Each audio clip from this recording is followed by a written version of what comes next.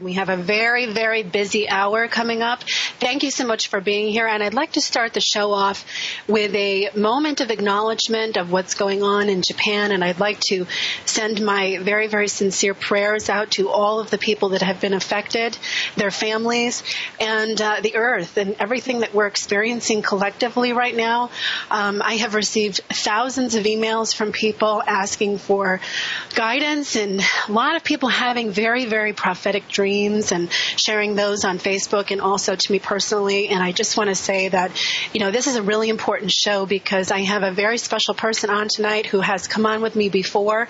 And we did schedule this show a few months back, and we had no idea what we were headed into. And of course, as always, when Barbara comes on, there is a tremendous amount of activity going on in the world, lots to talk about. And this is probably one of the most important shows I have ever done. And I invite you to sit down for the hour, listen and share the archive with everybody you know, because the information that she's going to be sharing with us is critical. It's crucial to understand these cycles. And I'm just really, really feel very strongly that we really need to start tuning in to what we feel as multidimensional beings.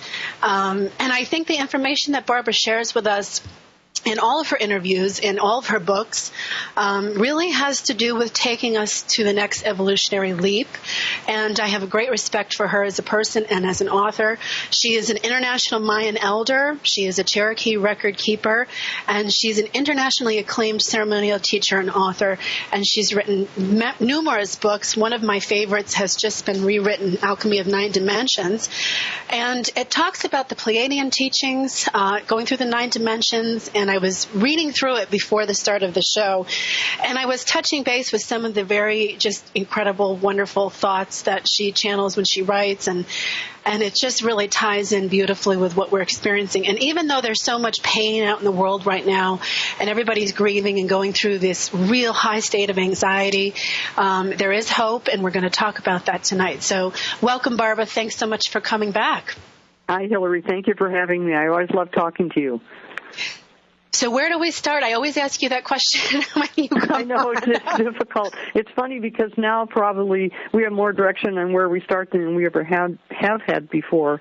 And this is because most of your listeners are following Kalaman to some extent and following me to some extent. And quite a few people out there have a little bit of an understanding of the 9 underworlds consciousness that have been evolving us as a species since 16.4 billion years.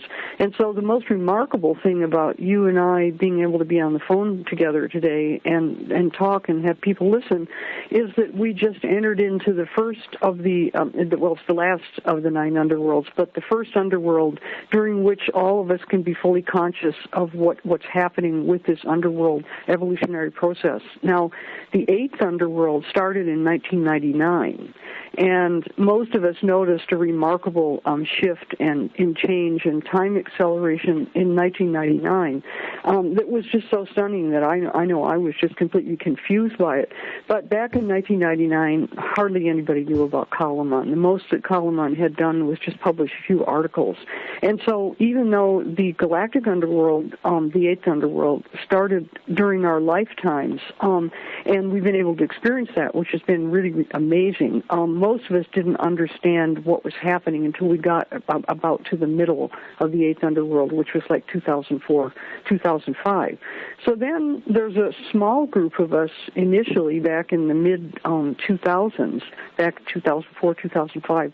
There's a relatively small group, I'd say a couple 100,000 people maybe, who knew about the underworlds and knew about the galactic underworld. And so those of us who knew about this idea that this analysis of the calendar by Kalaman, we started following the rest of the galactic underworld based on the days and nights of the galactic underworld, which are 360 days long. So quite a big group of us were following the meaning of each one of the days and nights. And the way you do that is you go back to the days and nights of the previous underworlds, the 7 underworlds before that. And you and I have done some of that on the show, and it's very revelatory when you start looking at reality that way. But the extraordinary thing about this moment in time and what we have to talk about, is that the first day, the opening of the ninth underworld, the Universal Underworld, was March 9th, which, of course, was last week. And those of us who work with this material, of course, we did global ceremonies. At this point now, there are millions of people participating in this movement. But we also were watching to see what would happen at the beginning of this underworld, because whatever was going to happen on the early part of this underworld, March 9th, 10th, 11th, or whatever would happen, we know after following this theory for so long now, we know that whatever happens is going to set up a field of development that's going to be affecting us all the way through the Universal Underworld, which ends October 28th, 2011. In other words, this underworld is only part of even 2011. And so, needless to say, nobody could have been more unhappy than I was to see the events unfold. There were a lot of very peculiar seismic patterns on March 9th that quite a few scientists were watching. And then there was a pre-quake also on the 9th on the Sendai Fault, a 7.2 pre-quake. And then, of course, the big quake and tsunami occurred 2 days later. So, unfortunately, we do have the event that gives us a tremendous amount of information, because it gives us information about an unfoldment pattern that's going to be going on all the way throughout this year. And judging by the intensity of the event on March 9th, I think we could easily say that quite a few of us want to know as much as we can, because it looks like this is going to be rather difficult. So that seems to be the topic of the day. We scheduled this appointment, if you remember, because we wanted to get it as close to March 9th as we could. And here we are. I know, we did. Actually, we had a whole conversation about it, and we picked this one because of the spring equinox also. So it was really, aligned with those two timings. And so now that we've had these events manifest, a lot of people are asking, oh my gosh, I feel all of this stuff. I'm really worried what's going to happen. A lot of people are psychically picking up on information and having these strange experiences. And so I always go back to your book, Catastrophe, because I think it's one of the most important pieces. All of your work is fantastic, but for me it was one of the most enlightening books, because it really connected a lot of not only your material, but some of the things that other people talk about too. There was a tremendous amount of important information in that book. And for those of you who are listening and, you may not be understanding the underworld terminology, I don't really want to spend a lot of time this hour talking about it, because we have so many other things to address this hour. So you can go back into my archives. Barbara's archives are still up. They will stay up, so you can check it out. They're on YouTube. I post them on my Facebook page, so you can really get in touch with her material and then come back and listen to the show again, and a lot of it will make more sense. So now we're looking at an interesting supermoon combination with the spring equinox this weekend. Do you feel that there is something going on that we should be, keeping an eye out for? Yeah, I'll answer that, but first I'd like to give you some good news. I got inspired all of a sudden late fall to do a revision of Catastrophe, just as I did with Alchemy of Nine Dimensions last year. And the reason that I felt like doing a revision, and it's going to have a new title, it's such a major revision, it's a new book, and it's called Awakening the Planetary Mind. And the reason that I wanted to do a revision is because I'd had 10 years of watching what I had put into Catastrophe, and was watching it come into fruition. And so the book went from fear, kind of hypothesis level into kind of pretty high level of certainty. I could take out all of the maybe if and maybe that and kind of just go to this is what's going on, if you see what I mean. So I'd just like you to know that, Hillary, because I think that as we come to the end of this year, the Universal Underworld, judging by the speed of the change right now, I think that there's going to be a huge number of people on this planet who are going to just be sitting back and saying, what happened? And Catastrophe, as you know from the earlier edition, has a lot of those answers. It's just that it's vastly improved at this point. And so just wanted to tell you that. And then on to the supermoon.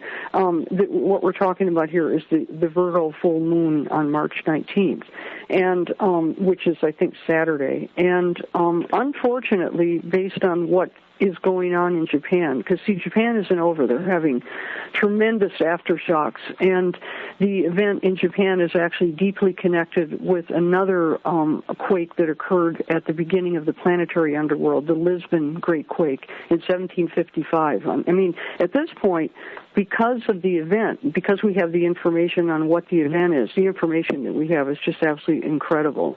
And so the Virgo full moon does have a lot of tectonic stress in it.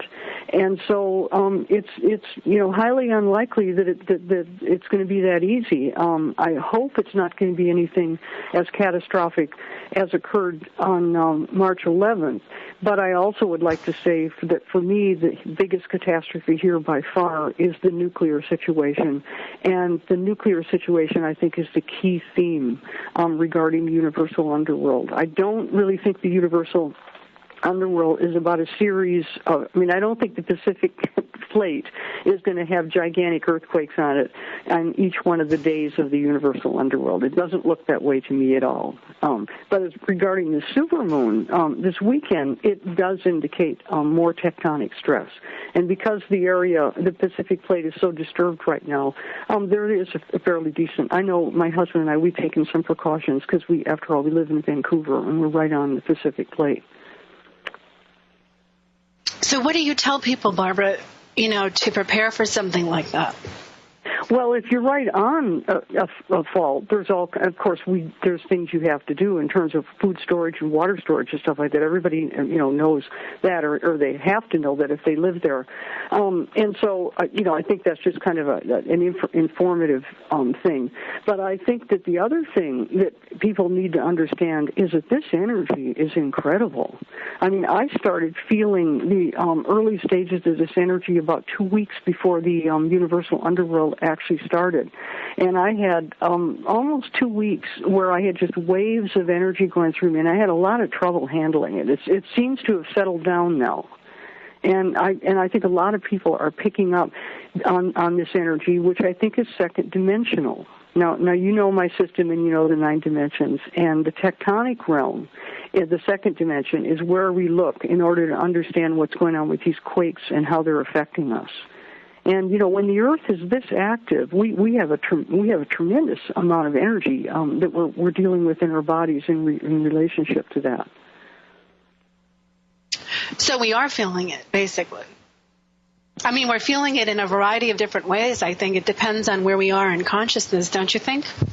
Yeah, I do, but I actually think this is quite physical. So I think people who don't know anything probably just feel nervous. They probably just feel a little hyper. I can see that with a couple of my relatives. And then people who understand energy a little bit more can actually feel these frequencies moving through.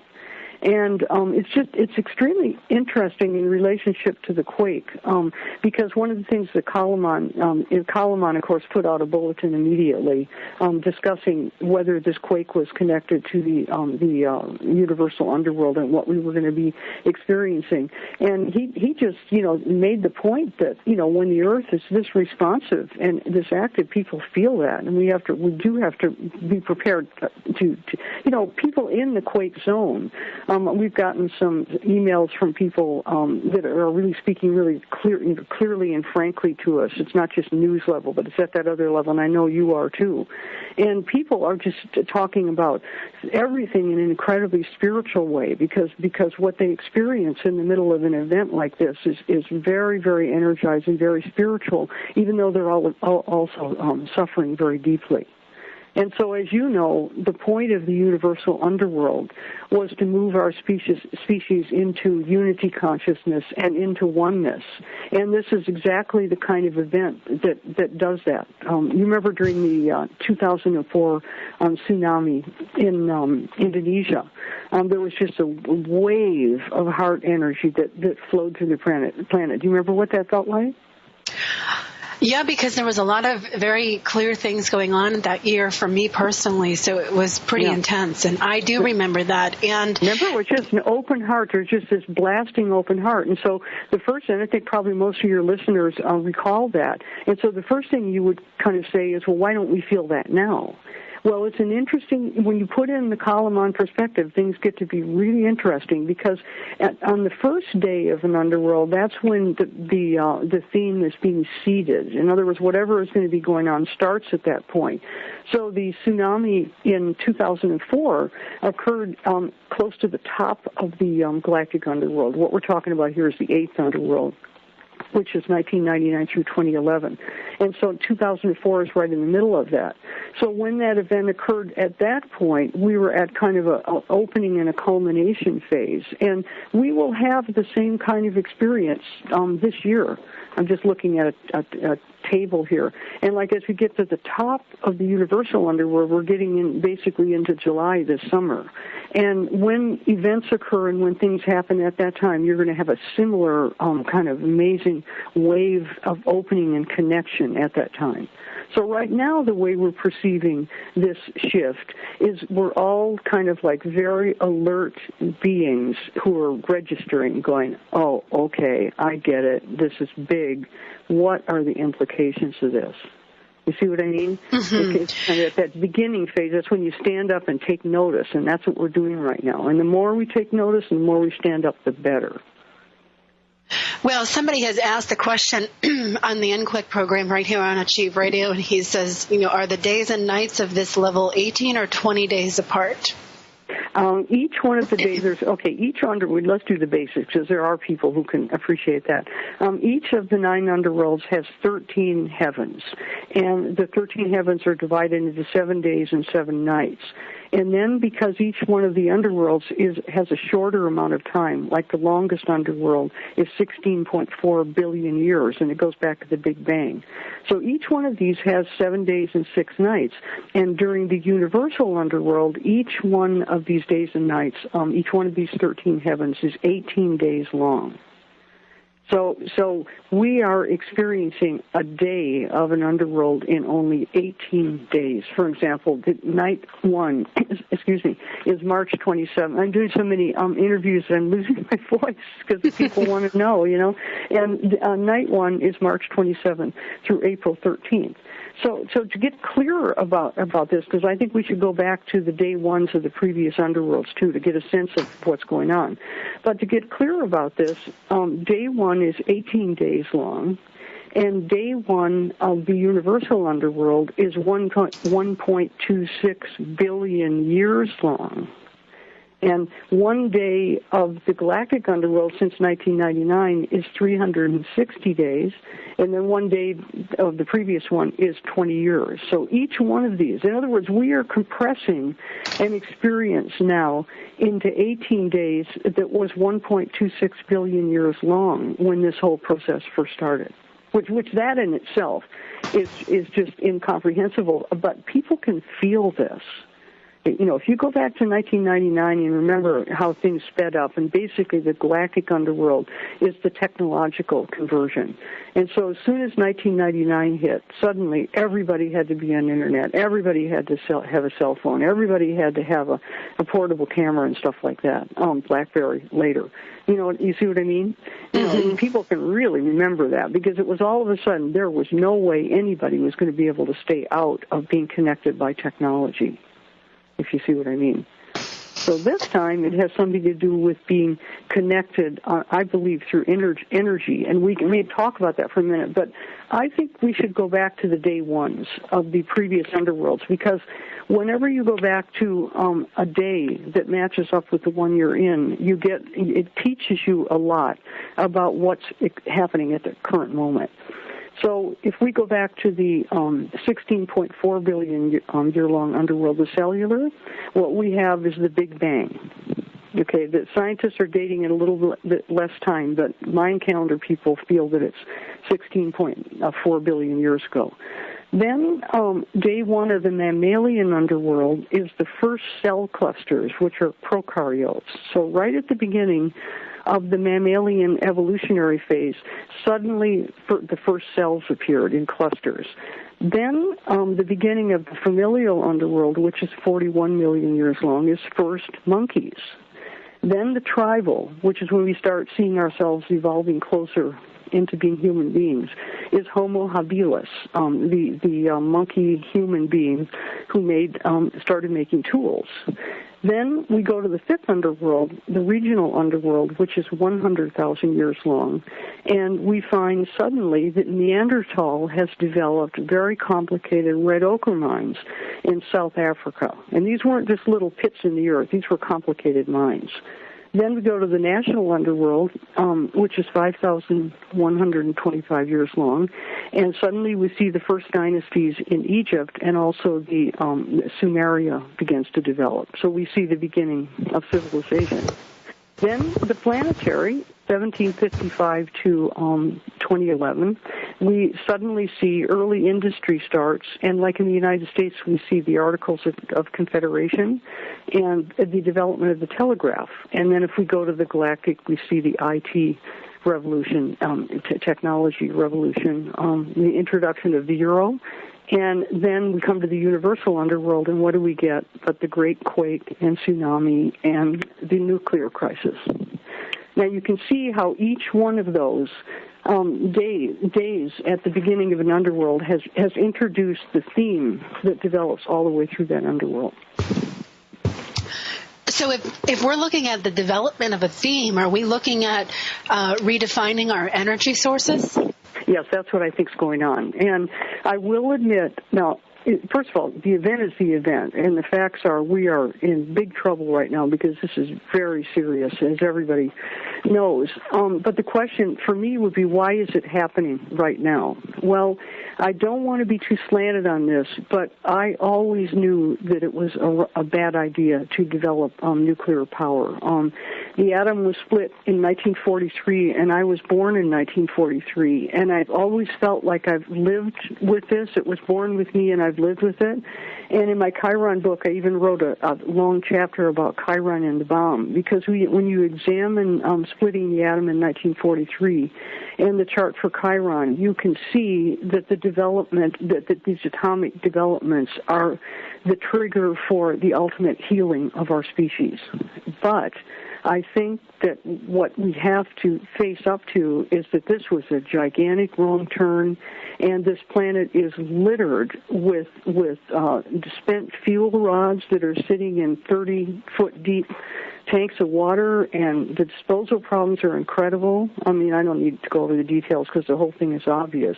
But I think that possibly the intensity and speed of the universal underworld, because, see, what I'm trying to say is the Mayan calendar would make it appear that we're going to have a 234-day accelerated process of learning our lesson, and the lesson was seeded on day one. Do you see what I'm saying? Oh, yeah. Yeah, in other words, there's something about this that's going to be so difficult. And by the way, I've got a lot of creative ideas. It's not necessarily that difficult. It's just that people are going to have to start, acting like it's about time to grow up. We cannot do this anymore. It would appear that hundreds and thousands of square miles of Japan may be uninhabitable for a couple of thousand years, as the zone around Chernobyl is. We can't just keep creating places on the planet that are uninhabitable, since we need to live here. Do you have any insights on the New Madrid fault? There's a lot of speculation going on about a quake like this hitting the United States. Oh, well, sure, it could, of course. And there are, as we all know, there are nuclear plants that are located close to the faults. On top of doing it in the first place, how could they possibly locate these things near earthquake faults? That simple statement, Barbara, makes me so upset. It makes me upset. It makes me angry because, and now there's this whole Oh, just massive campaign to assure everybody that everything is okay and that nuclear power, all the lobbyists are flocking to Washington trying to smooth things over because Obama really believes in nuclear power and he's very much tied into the financiers of nuclear power. And so, I mean, what are we looking at? Are we looking at an exposure of what's going on with this? Well, this, as you know, the other concept here would be that the galactic and universal underworld have been pulling through the themes of the earlier underworld. Let's go back to a couple of them. The 5,125-year underworld is the development of civilization that starts with Sumer in Egypt. And then the 1755 underworld is the development of industry. And so one of the things we talked about on our earlier show was that what's happening to us now is we've accelerated so much now that we are transforming the earlier underworlds, and we're moving into letting go of the way we've done things. In other words, it's not just nuclear, it's also antiquated industrial development. It's also antiquated political systems that are coming from this 5,000-year cycle. So it's bigger than nuclear. But at the same time, I've got to, I'll put it another way. The nuclear crisis is also a crisis with industry itself and with the political realities of the last 5,000 years, if you see what I mean. In other words, it's about learning to have a different attitude toward our planet in the first place, and then it's about learning to live in a completely new way. Well, that's obviously what's going to happen if we end up, having to start over. I mean, when you look at the pictures of Japan, you see, a town just completely wiped off. It's like the Earth used an eraser. Yeah, it looks like the Dresden after World War II or something like that. And we're in one of the areas, of course, we may have some fallout already tomorrow. And so those of us who live here, we're already dealing with it right here. And any of us are hearing in the west coast of the United States, and the only thing the Chinese and the Russian people are hearing, because if the wind goes the other way, then they get it. And the only thing anybody's hearing is everything's fine, don't go worry, just go outdoors, don't think about it, it's not a problem. That is a lie, And so another thing we're seeing, by the way, iodine has been stripped out of this part of the United States and stripped out of Russia and China. And so you can see the people don't believe that. So this is also part of people realizing the degree to which the government is lying to them. The governments are lying. And it makes me mad, too. I can assure you. It's just, don't get me started. I'll spend the rest of the show talking about it. Yeah, well, no, we're not going to. But I think on other times we've talked about the fact that one of the things that has kept me sane is understanding this system that Kalaman discovered. Because what you can see by studying Kalaman, and I think my part in it is more, Kalaman's more about the theory and the structure of it, and mine's more about consciousness, although Kalaman talks a lot about consciousness also. But I think that we, as human beings, we have a really hard time when we don't understand what's happening. And so I think that this larger overview is giving us such a remarkable ability to understand what's happening to us that I know for me, even though I'm very angry, I'm also doing okay because I can see what's happening. You see what I mean? Yeah, because I think you have to. I think you get to a point where you've done the work. We've spent a lot of time, relearning how we are as multidimensional beings, understanding alternative healing techniques, which really are traditional healing techniques, but have been kind of forgotten over the years. And so now we have this re-emergence of this understanding. A lot of people have become masters. They, work on different modalities with healing. And so I really was thinking about this the other day, and I thought it was a sign that, now we have all of these modalities and people who are working on the different dimensional fields to, walk through us this time frame, to walk with us. Yeah, so the next step with this conversation is what does the nine-dimensional teaching offer us regarding what's actually happening to us? I think that's definitely the next step. And there's a couple of very big things that it offers us. First of all, it offers us a greater ability to come into attunement with the second dimension, the telluric realm. Now, one of the things that alchemy teaches, and I've been teaching, is that when we are in attunement with the second dimension, that is actually the source of our healing. And we can see that because when you use homeopathy or when you use different mineral tinctures and all that, there's a lot of alternative techniques for getting in touch with the second dimension. But this issue with earthquakes and the tsunami and radiation is actually a second dimensional issue. And so Alchemy of Nine Dimensions gives us a lot of interesting, not so much information, although it's there, but new points of view about what's going on. And radiation is an active, live process that actually, as you know, can transmute us and can change us. And so there's different levels that radiation is working with us, and one of these is consciousness. And I think that if people are going to use this technology in any way whatsoever in the future, it's going to have to come from consciousness. For example, when friends of mine have decided to have radiation treatments or chemotherapy, I often go with them and sit there with them, and we dialogue and work with the beings. Because what a person is doing is they're taking a substance into their body in order to kill something. And that the being, the radiation being or the chemotherapy being is actually working for that person to heal them. So I think we need to get a lot more conscious here. And another thing that we used to do when I lived in New Mexico is we used to actually go out and we used to go out on the edge of Los Alamos. Los Alamos is north of Santa Fe. And we used to actually have meditations, and we used to have group transmutation ceremonies in order to transmute radiation. So I think you're going to see a lot of this stuff starting to come forth as people start to realize we have to be conscious of what's going on here, and we have to understand it. I have to ask you this question. Do you think that HAARP was involved in this? Do I think what? HAARP was involved? HAARP? Yeah, right.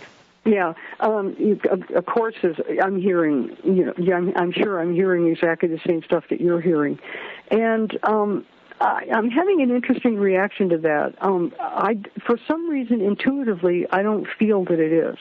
And in some of the other cases, I have felt that HAARP was behind it. The important thing about HAARP is that there's a group of scientists who are watching to see what HAARP is doing. Did you know that? I've heard that. Yes, I've heard that. Yeah, about 300 scientists who are working in league.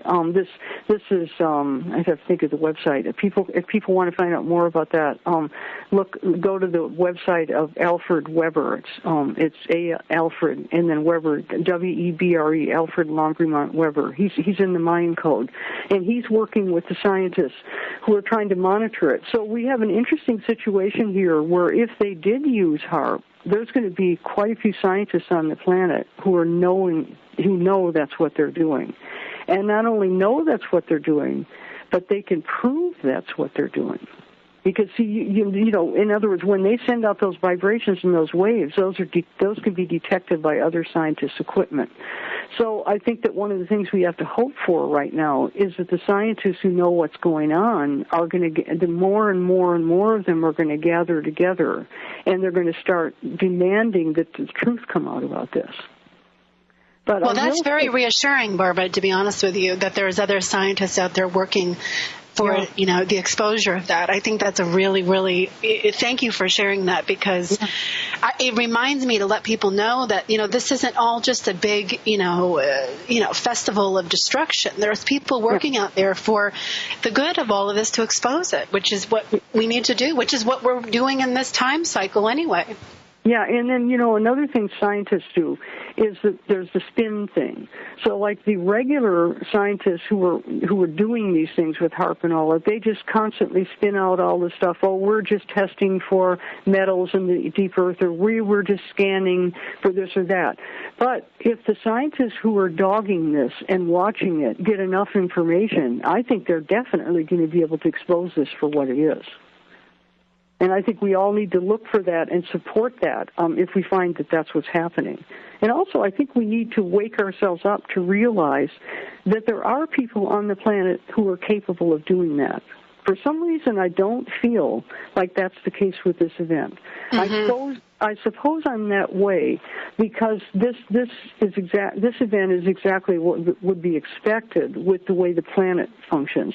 The planetary underworld started in 1755, and a few weeks after the planetary opened in 1755, the Lisbon quake occurred, and it was a 9.0 quake, and it had tremendous amounts of aftershocks afterwards. Lisbon is at the same latitude as Sendai, and Lisbon is also basically right on the other side of the planet from Sendai.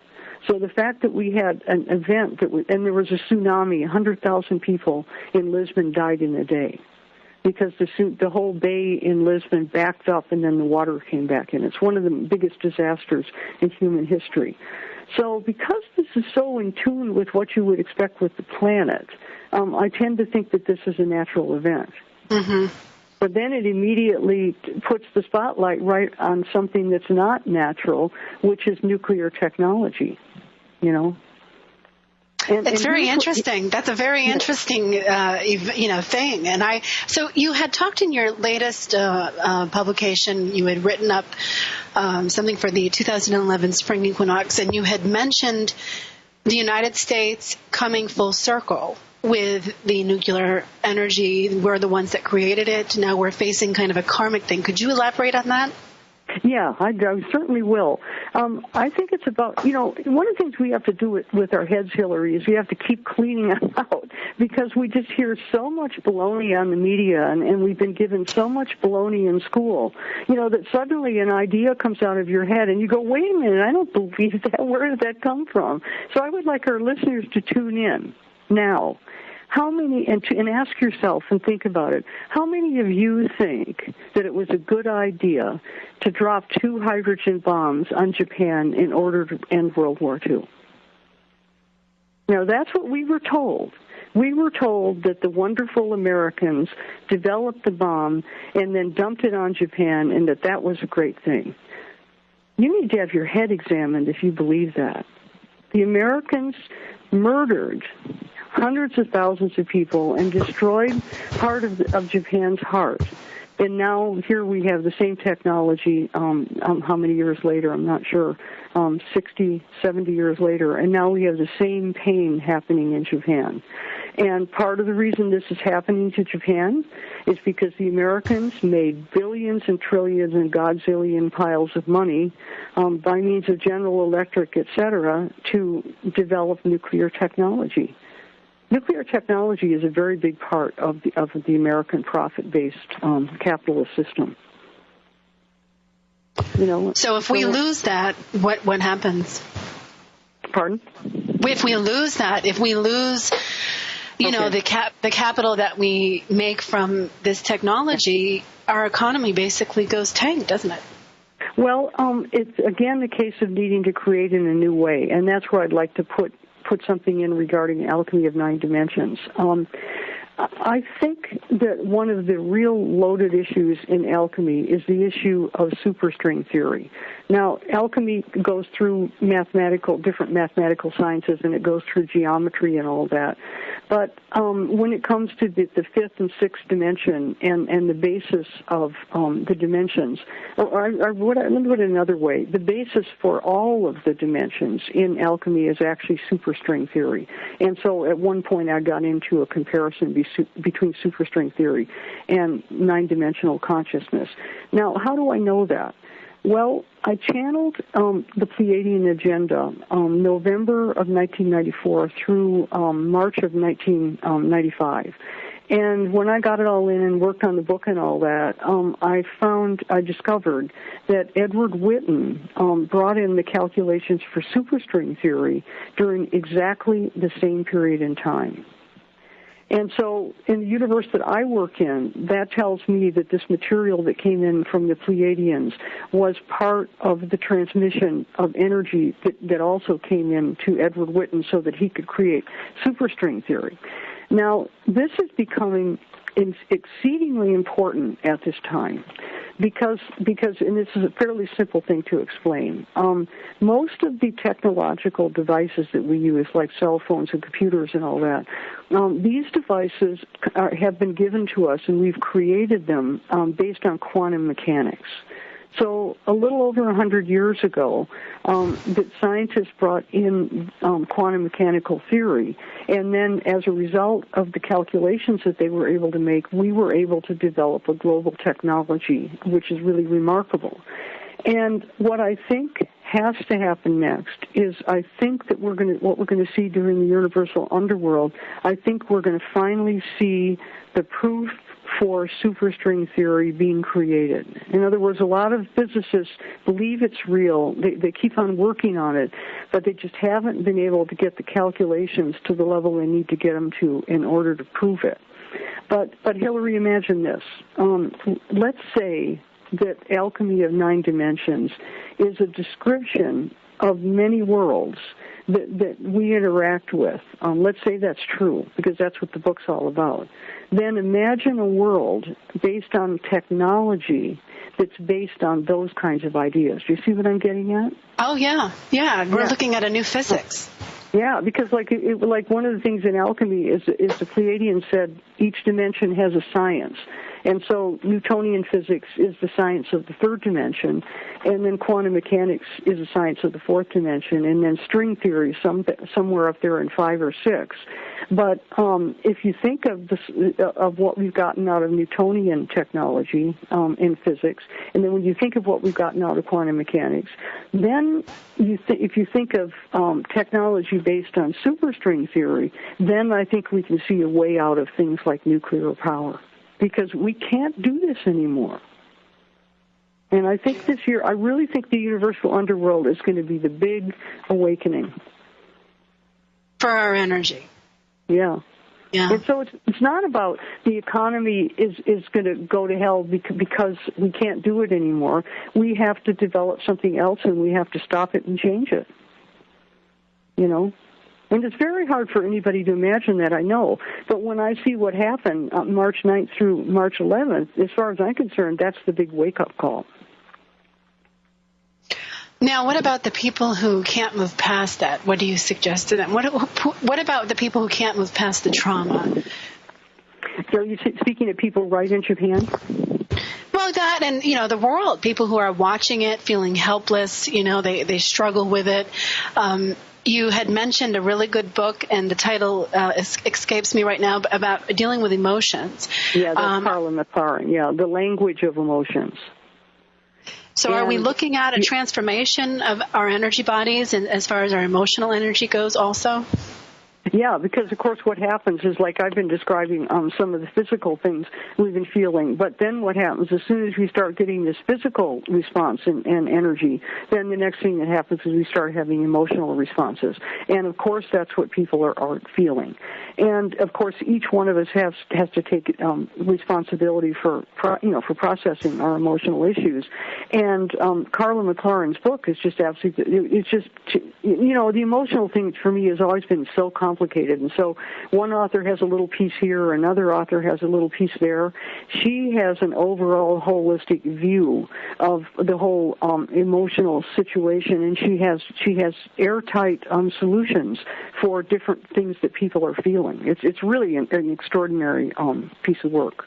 I think it's the only time I've ever recommended something twice, because I recommended it on my website, and then I heard from about 40 or 50 people telling me that they'd read it and what it had done for them. And so then I turned right around and recommended it again this time, because I've never gotten feedback like that before.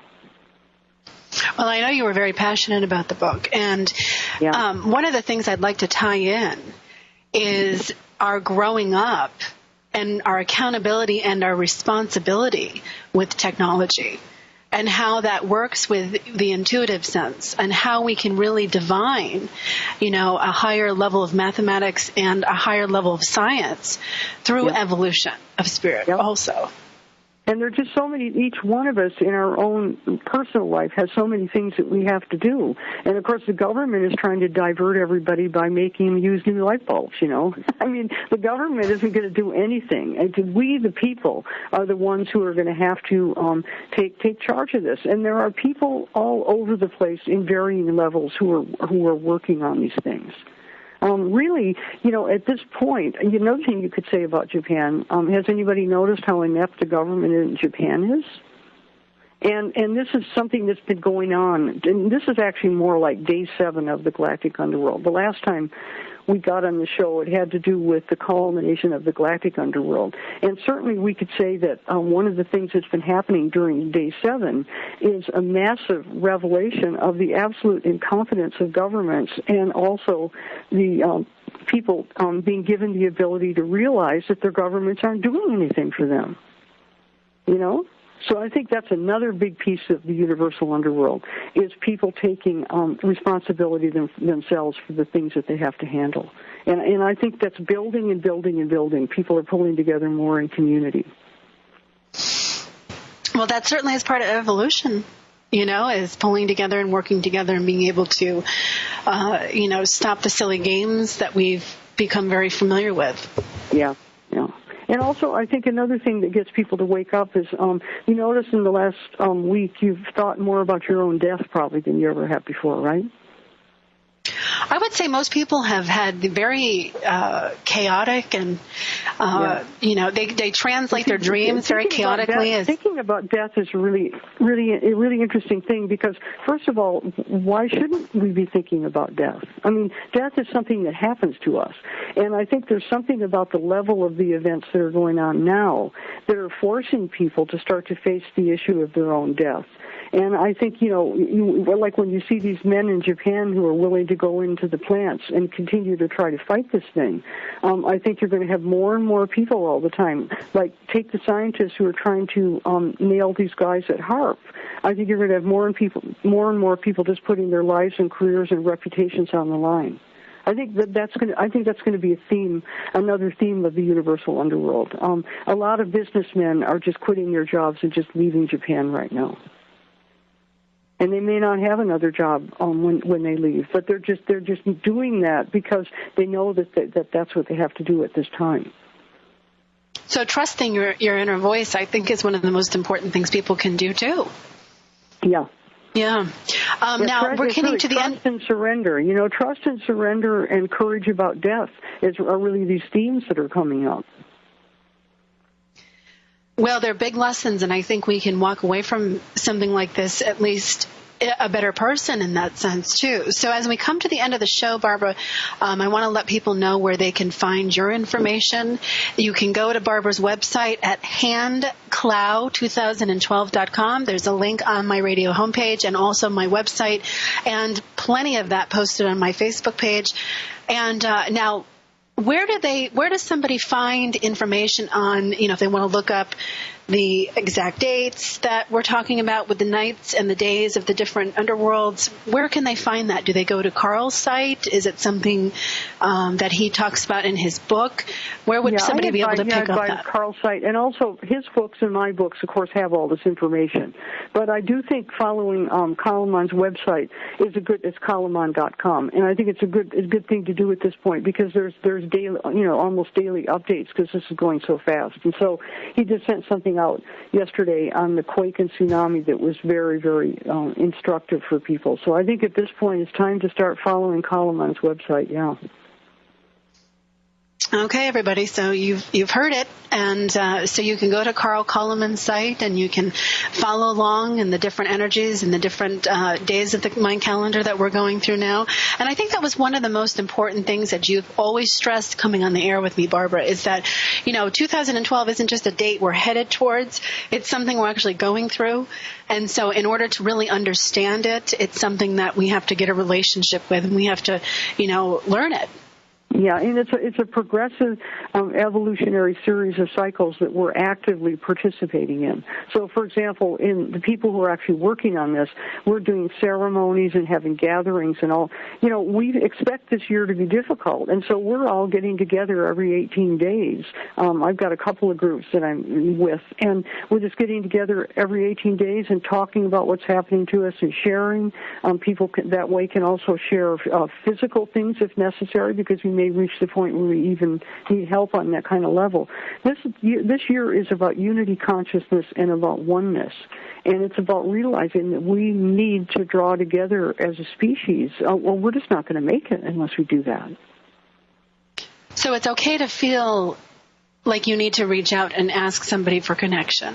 Yes, I think a lot of people need permission. I think there's a thing where people think they need permission to do that. Yeah, it's hard for people to reach out and say, I need help. I'm having a hard time. Yep. Yeah, no, I think frankly people are going to be forced to do it. And I think, and the reports I'm getting directly from Japan and how people are helping each other and what they're doing for each other are just incredible. Do we have another minute, or are we coming to No, we have about 5 minutes, so you can continue. Because I didn't even look at the clock. I thought we had another half an hour. I wasn't paying attention.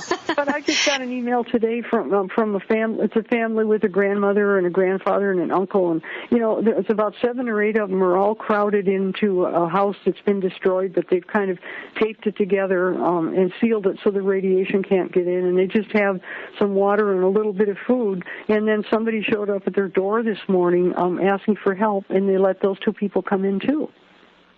It's just incredible what's happening. People are just letting go of everything and just giving to each other. And it's just a beautiful experience for them. And then I think it's so important for Americans, and in my case Canadians, to be giving money. That's another issue altogether. But talk about a situation where people need to give money, whatever they can give. This is very important, because this is just so beyond belief how this is working out. Got to give. Do you have a suggestion as to what organizations to give to?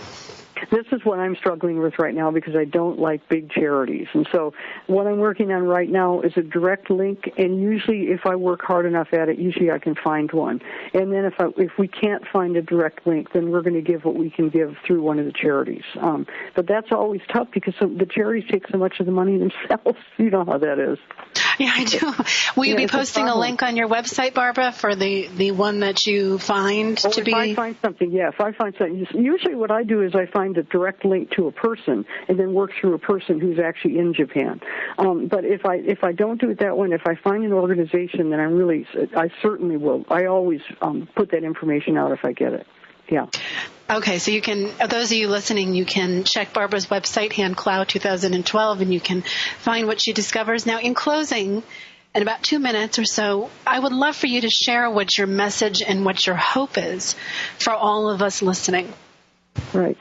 I hope and actually feel and am experiencing people coming together. If people tune in to their hearts, our hearts are feeling like much more expanded and much more kind of like moving out of our bodies. But at the same time, right now, we're in a state of shock. And I can tell you're in a state of shock. I've done a lot of interviews, and everybody I've talked to is in a state of shock. And I think that shows all of us how big this is.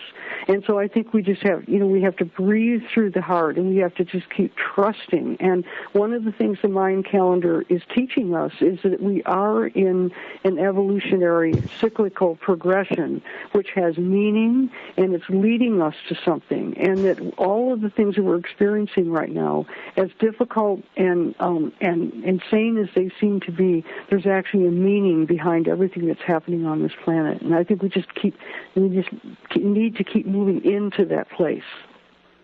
And I'm doing it all the time, so anybody who does it out there, you're going to be right with me. And you too, Hillary. Yeah.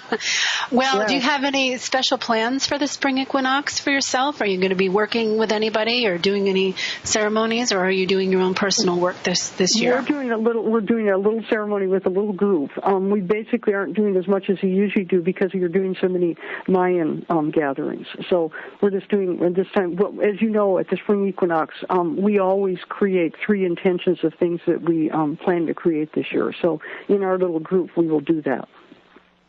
What a great way to end the show. I would like to invite all of you listening to find 3 things to set your intention on and focus on that over the weekend, like Barbara suggested, and find a way to work through your own healing process as well, and to really connect and just allow your emotions to be expressed. And I think that, it would definitely be a help. Barbara, so coming up this year, do you have anything you would like to tell the listeners about as far as joining you or working with you or attending any of the events that you'll be going to? Yeah, my biggest contact is definitely the website. And as you know, I just talk to people, and it's all free. I am teaching at Lilydale in New York in the summer. I think it's in early August. But I'm not going out very much this year because and I would say people should consider this. I'm staying pretty close to home because I've got kids and I've got relatives, and I'm really keeping my life very simple this year just because I think the level of stress is going to be so high. So I think in the fall, Jerry and I, of course, work together, and I think he's in the middle of planning a book tour right now. So I think probably what will happen, he said this, what he wanted to do was get me to go out as soon as the Universal Underworld was over with. So I think in early November, I think I'm probably going to go to Portland and Santa Cruz and Santa Barbara and just go down the coast and do a book tour. So I'll probably be out at that point. But I'm really in right now. I'm kind of like a hen that's in a chicken house. And I'll tell you, I want everybody to hear I am meditating all of the time because I think we just need to be so intense and close to this. Yeah, well, we're out of time. Barbara, thank you so much for joining me and all of our listeners. And, everybody listening, we send prayers and love and just continue to do it to Japan and to each other. Good night, everyone. I'm Hillary Raimo. Until next time, namaste.